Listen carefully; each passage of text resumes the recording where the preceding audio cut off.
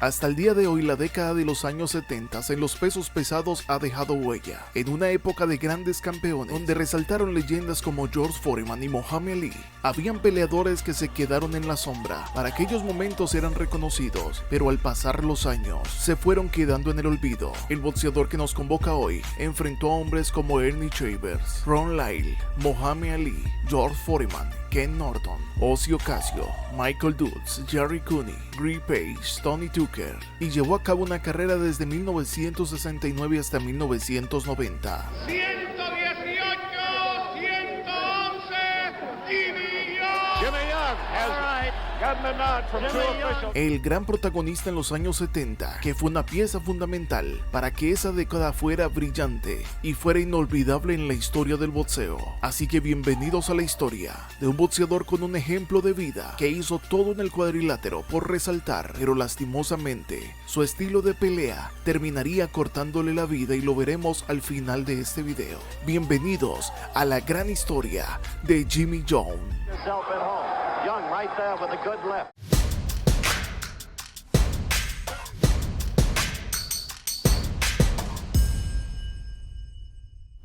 Jimmy Young nació el 14 de noviembre de 1948 en Filadelfia, Pensilvania. Desde joven mostró gran interés por el boxeo y comenzó a entrenar en un gimnasio local.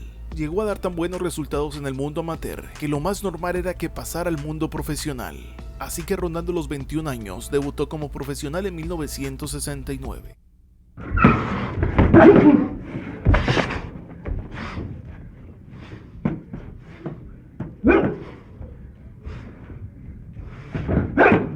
Su camino deportivo en el mundo amateur le había dado confianza, pero en el mundo profesional las cosas eran diferentes. Así que no le fue tan bien como él pensaba. Cuando tenía 11 peleas, había perdido 4 encuentros, así que su promedio no era tan interesante. En su pelea número 11, precisamente, el 19 de febrero del 73, se enfrentaría contra Ernie Chambers, uno de los peleadores más formidables de los años 70. Chambers, que se caracterizó por su poderosa pegada, terminó noqueando a Jimmy Young en el asalto número 3. La derrota fue tirar contra el suelo anímicamente a Young, ya que este entró en una terrible depresión de la cual no quería salir. Así que Jimmy Young enfrentó lo que todos los seres humanos enfrentamos cuando queremos salir adelante y superarnos a nosotros mismos. Young se encontró en un camino donde había una bifurcación.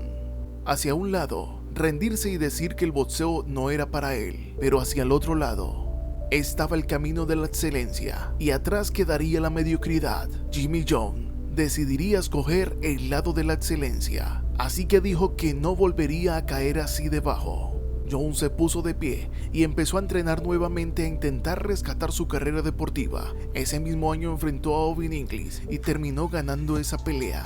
Y así empezaría una racha que lo llevaría a encontrarse con los más importantes de los pesos pesados, no solamente en los años 70, sino en toda la historia del pugilismo. The number 2 heavyweight in the world, Jimmy Young. Young no se caracterizó por su poderosa pegada como otros peleadores, pero sí por su estilo defensivo. Este de aguantar golpes y mostrar que tenía una quijada dura, lo harían un peleador formidable, que terminaba aguantándole peleas a hombres a los cuales pocos podían aguantarle. There's that right hand to the body. It sets up that left hook. The uppercut. And Jimmy Young taking some punishment and a cut on his right eye. Got a bad cut on his right eye that could affect his vision, and apparently it is right now. Young enfiló una racha de 7 peleas donde no perdió ninguna, y su mira era vengarse de Ernie Chambers. En 1974 volvió y se encontró con Chambers, aunque no pudo noquearlo. Chambers tampoco pudo ganarle. Así el camino a la excelencia estaba dando resultados. Jimmy Young seguía adelante sin saber que se metería en la lista de los peleadores más importantes de los años 70. Jimmy ya dejaba el anonimato y empezaba cada vez a ser más relevante, y para ese momento Young completaba 23 encuentros y 17 victorias. Sus peleas anteriores fueron tan resaltables que se ganó la oportunidad por los títulos mundiales WBC, WBA y de Ring. Pero aquí viene lo más importante, no contra cualquiera, sino contra el más grande, Jimmy Young, El hombre que venía de ser un peleador mediocre y que había perdido varias peleas en el inicio de su carrera deportiva, ahora enfrentaría al hombre más importante del mundo del boxeo. Ese 30 de abril se encontraron los dos. Ali haría su pelea número 53 y sería su séptima defensa del cinturón mundial. Jimmy Jones vendría a ser solamente un escalón. De hecho, en las declaraciones previas a la pelea, Ali decía que seguiría con Ken Norton y no según quién más, lo que es tomado como ningunear a su oponente, en este caso a Jimmy Jones, y evidentemente es un desprecio. Retire this year. I have a heck of a schedule this year. I'm going to retire the champ of the world, and then I'm going on for Ken Norton. And after Norton, I can retire. Because while I say Norton, some fools still think Norton can beat me after I destroyed his daddy, which was Foreman. After I destroyed Joe Frazier, who will destroy Norton, he still thinks he can fight with me, and people do too. So I have something still to prove. And after I'm through with Norton, I can say goodbye to everybody out there. Pero Jones estaba enfocado. Tenía que quitarle el cinturón al Muhammad Ali de 34 años. En esa pelea, Jones estaba 7 años más joven que Ali y 9 kilogramos más ligero. Jones adoptó un estilo de pelea agresivo, pero también manteniendo la distancia, conectando numerosos golpes ligeros mientras esquivaba los contragolpes de Ali. Aunque el combate se volvió por momentos muy pasivo, era una estrategia de Jones. Este ya sabía cómo enfrentar a Ali. La pelea se extendió por 15 asaltos, pero terminaría en una controvertida decisión de los referees, ya que le dieron la victoria a Muhammad Ali. Los periódicos al otro día titularon como farsa la victoria de Muhammad Ali. Un periodista dijo: gracias a 3 árbitros que tomaron la decisión por Ali. Miles de personas llamaban a la televisión pública para criticar la pelea. El disgusto fue evidente, pues Jones debía de haberse llevado los cinturones ese día. Por eso muchos tenían como ganador en esa noche a Jimmy Jones. Jones venía de ser un peleador mediocre de las sombras del boxeo a derrotar al gran Muhammad Ali, aunque los árbitros no le dieron la pelea. A Jimmy Jones se le iría como agua entre las manos la oportunidad de ser campeón del mundo. For Jones' form, I think the best thing for me is to get inside too close and on the outside too far. Más tarde en el 76 se enfrentaría a Ron Lyle, a quien derrotó y se adjudicaba una victoria importante nuevamente en su carrera. Pero eso sería poco para lo que vendría en el siguiente año. En el Coliseo Roberto Clemente de Puerto Rico, Jimmy Jones enfrentaría a uno de los más grandes de la historia, a George Foreman, el 17 de marzo del 77, en una pelea que fue bastante tranquila hasta el 6º asalto. Basically my plan is to outsmart George, to counterpunch George, and to keep him at a certain distance. No, that isn't anything ordinary. That's a defense most anybody would have to use to face me. Stay away. That's logical. Jones usó habilidades del boxeo poco convencionales y su buena defensa para mantenerse a salvo. Aunque Jones se vio en problemas por momentos con Foreman, logró sacar adelante la pelea.